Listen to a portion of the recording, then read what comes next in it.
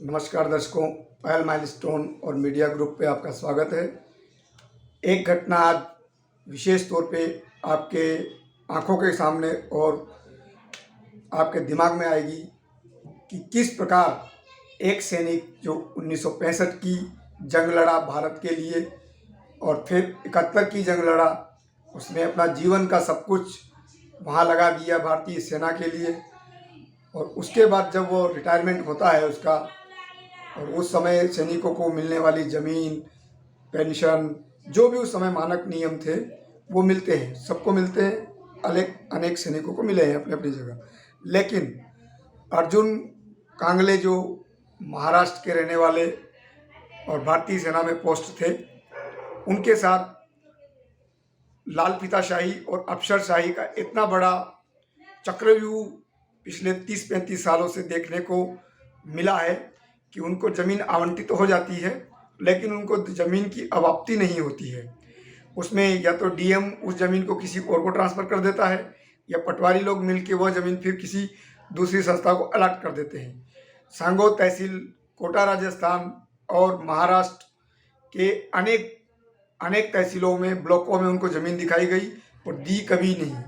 यहाँ तक कि प्रधानमंत्री कार्यालय से लेटर जारी हुए, सैनिकों के कल्याण संस्थाएं हैं वहाँ से लेटर जारी हुए, और उनके पास कागजात और पत्रावली को देखते हुए वर्तमान महाराष्ट्र के जो मुख्यमंत्री हैं एकनाथ शिंदे, उनका भी राजपत्र पे लिखा हुआ जो लेटर हेड है उनके पास है। लेकिन फिर भी वह व्यक्ति अपनी मांग को लेके इधर उधर भटक रहा है। तो आपकी भी और हमारी भी एक देखने की दृष्टि और दायित्व बनता है कि ये समस्या आखिर उलझी कहाँ है। क्या लाल फीताशाही सैनिकों के मान सम्मान के आड़े आ रही है, या ये अफसरशाही इसी तरह बहादुर और वीर सैनिकों का खून चूसती रहेगी। जय हिंद। परमिशन हो गया आपका? हो गया सर। कौन सी तारीख मिला है? 23 तारीख। और क्या मांग रखेंगे उस दिन? आप क्या बोलेंगे उनको? मुझे 15 बीघा जमीन और 30 करोड़ रुपए मेरे खाते में आना चाहिए।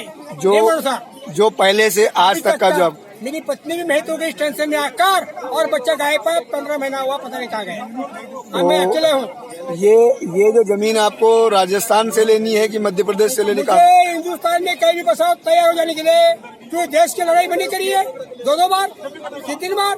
तो मुझे कहीं भी बसाओ, मुझे कोई लेना नहीं। मुझे महाराष्ट्र में चाहिए, राजस्थान में चाहिए, मुझे मध्य प्रदेश में भारत के किसी भी हिस्से में किसी भी 2 में जहाँ सैनिकों को मिलती है वहाँ पर निवेदन है, किसी भी सैनिक कोटे में से किसी भी सिवाय कास्ट काबिल 15 बीघा जमीन नाम पर यही चटनी चाहिए, और 30 करोड़ मुआवजा आज तक का चाहिए।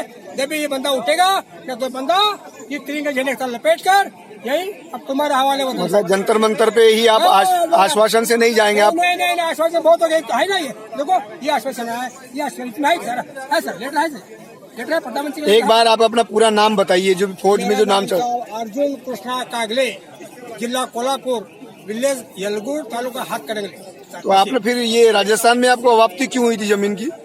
वापस में राजस्थान में शिफ्ट हुआ था ना। रिटायरमेंट 72 मार्च को आया।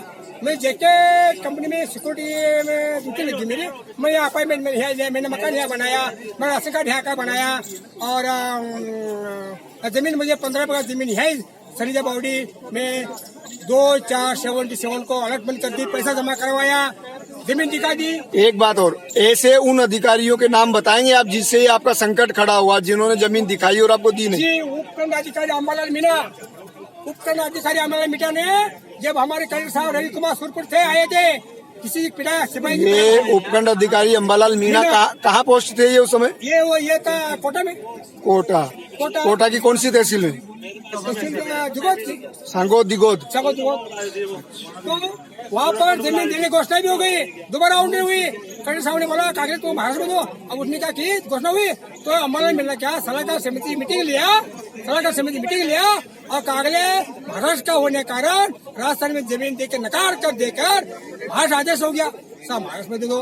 महाराष्ट्र में पहुंचे, आज 5 साल हुआ महाराष्ट्र में गया, जमीन के लिए दिखाते, केस करते और देने का मामला आता है। ये जमीन हमारे काम के नेता बोलते हैं, वहाँ के आदि कर जाते हैं, अरे जमीन हमारे काम की है, तुमको कौन देगा? सब मौजूद है, यस भी है, नो भी है, वहाँ का भी, यहाँ का भी। अब मुझे मोदी साहब की निवेदन है, किसी भी गुजरात में दे दो, नेहरू में।